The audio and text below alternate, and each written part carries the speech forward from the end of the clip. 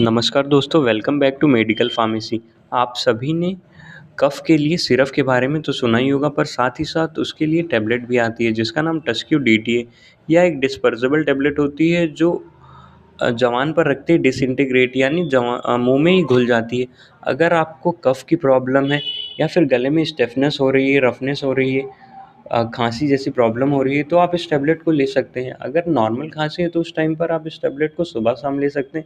अगर खाँसी ज़्यादा है तो आप दिन में इसे 3 बार भी ले सकते हैं आफ्टर मील।